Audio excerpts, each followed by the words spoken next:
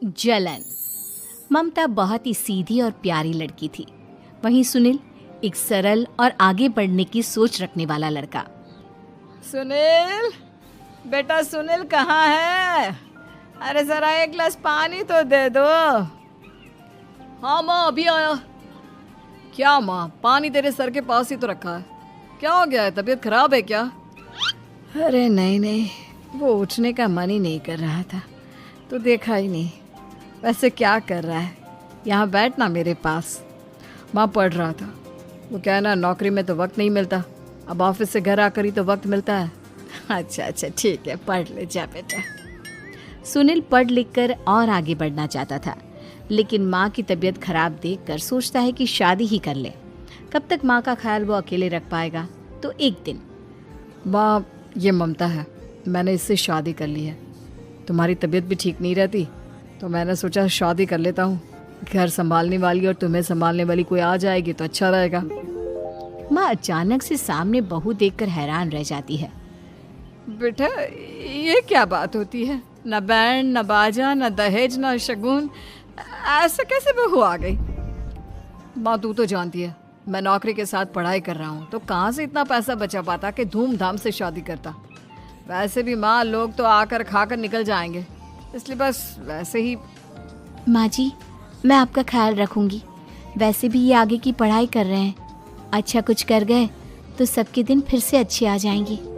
सास को ममता की बात ठीक तो लगती है, लेकिन मन में कहीं ना कहीं लगता है कि कहीं बहू बेटे को लेकर फुर्र ना हो जाए और फिर तो वो रह जाएगी अकेली।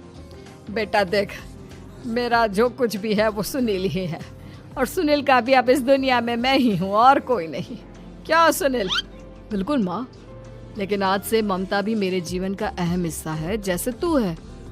सास को बड़ा बुरा लगता है कि उसकी सल्तनत में कोई और हिस्सेदार कैसे हो सकता है। कैसे कोई और उसके 30 साल के बेटे की जिंदगी में अचानक से आकर बराबर का हिस्सेदार बन सकता है। देख बहू, मैं भले थोड़ा बीमार रहती हूँ, लेकिन इसका मतलब यह नहीं कि घर की चीजों में मेरा कंट्रोल खत्म हो गया है। मैं आज भी इस घर की रानी हूँ, समझी? बेटा सोचता है कि ये माँ को अचानक से क्या हो गया। कल तक जो माँ कहती थी कि जिंदगी का कोई भरोसा नहीं, वो अचानक से जंग के मैदान की झांसी की रानी कैसे बन गई? माँ क्या हो गया है? सब ठीक है ना? अचानक कैसी बात कर रही हो? ममता का आज पहला दिन है, स्वागत करो उसका। आसपास की आंटियों को बुलाओ, नई दुल्हन की मुंह दिखाए करवाओ। खैर, सास होने का फर्ज निभाती है और बाद में एक सहेली के साथ बाहर निकल जाती है। क्यों री बताया नहीं कि बेटे का ब्याह कर रही हो? वैसे तो सारा दिन हम ही में घुसी रहती हो। अरे मुझे भी तो अभी पता चला, तू अचानक सर पर लेकर आ गया। कहता है बहू है माँ तुम्हारी, अब इसको भी इतना ही मैं प्यार करता हूँ जितना तुझे करता हूँ। लो जी, ये क्या बात हो गई? क्यों इतना प्यार करता है? अरे माँ का प्यार तो ज्यादा होता है। अब उसको तो कोई दूसरा पति मिल सकता है, लेकिन तुम ही बताओ, क्या माँ की ममता किसी और की हो सकती है? ना जी ना, बेटे को समझाओ ये बात। अरे क्या समझाऊं, मुझे तो खुद ही समझ में नहीं आ रहा कि क्या हो रहा है। जो बेटा कल तक माँ माँ करता था, अचानक से बीवी बीवी का राग आलाप रहा है। देखा, उसकी बीवी ना सुंदर और जवान है। सुंदरता के आगे तो एक से एक नहीं टिके। तो तेरा बेटा किस खेत की मूली है? सास को भी समझ में आ जाता है कि बहू की सुंदरता के आगे माँ का प्यार किसी काम का नहीं। उधर बीवी, ए जी, अम्मा जी सहेलियों को छोड़ने गई थी, अभी तक आई नहीं, हम देख आए क्या? अरे रहने दो ना, आ जाएंगी। कहाँ जाएगी, उनकी आदत है, एक बार जाती है तो पूरी पंचायत खत्म करके ही आती है।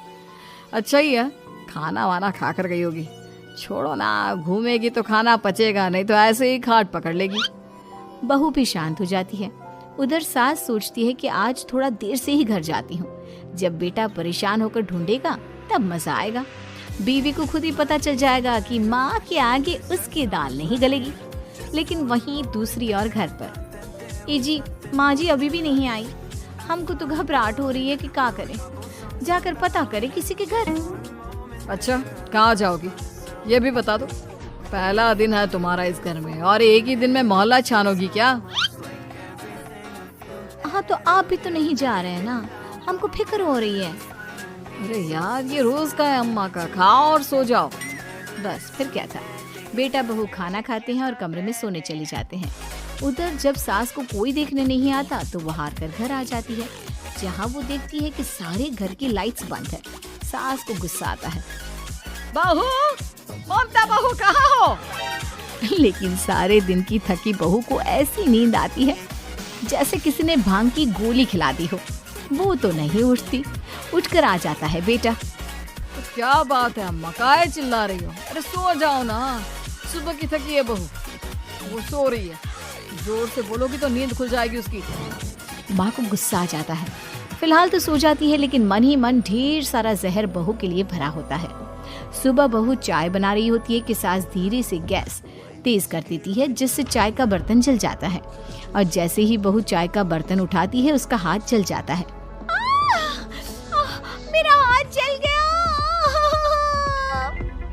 वो जोर जोर से चिल्लाकर इधर उधर भागती है कि सास थोड़ी देर में उसके हाथ में पानी डाल देती है। हाय रे बहू, क्या कर रही हो? पहली बार रसोई छुई हो क्या? सासू माँ गलती से गैस तेज रह गई थी और बर्तन जल गया, जिससे मेरा हाथ जल गया।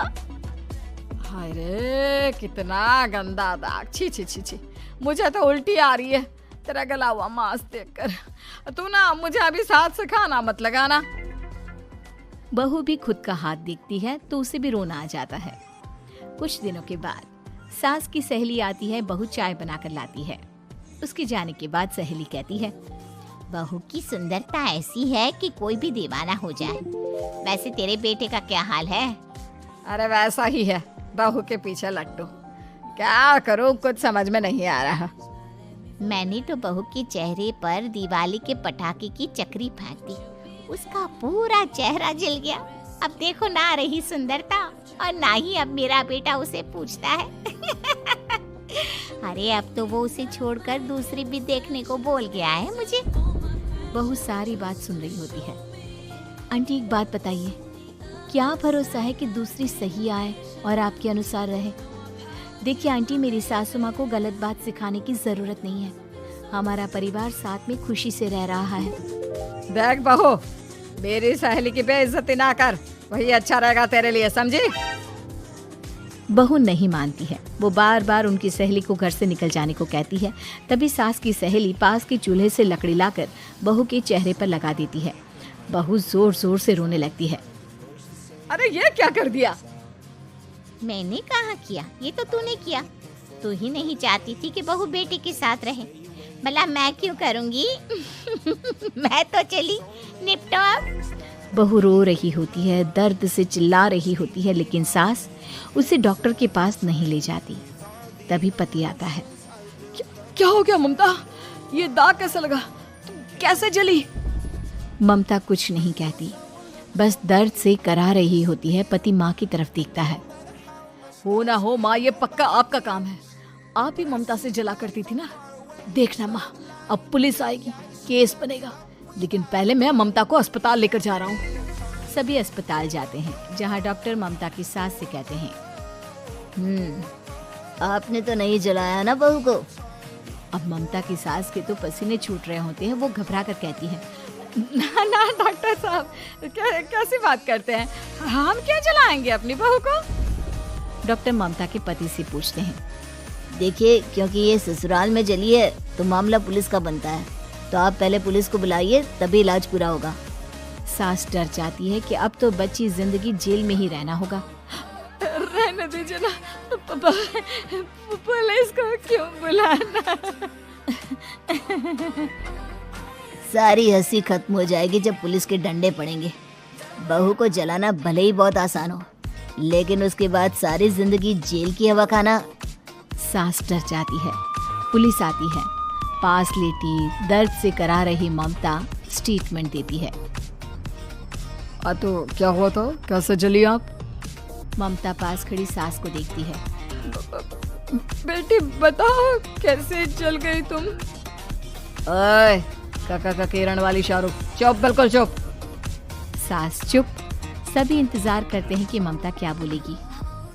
जी मैं खाना बना रही थी, लकड़ी उड़कर मेरे ऊपर गिर गई और मैं जल गई। सास बहू की बात सुनकर रोने लगती है। देखा माँ, कितनी समझदार है ममता। ये चाहती तो, हाँ बेटा, ये चाहती तो मैं आज जेल में होती।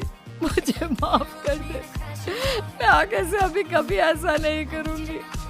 बहू के साथ मिलकर रहूंगी, मुझे माफ कर दे।